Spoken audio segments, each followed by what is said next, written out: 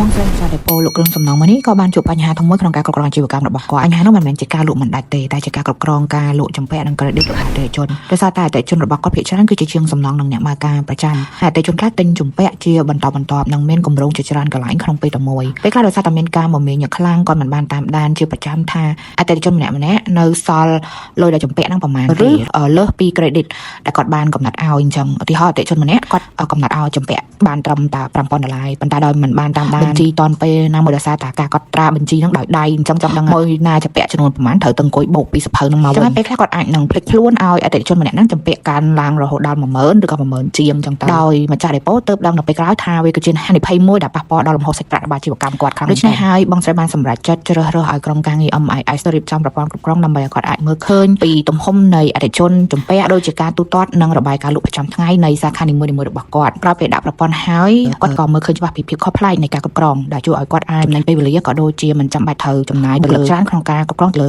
សាខាគាត់នីមួយៗ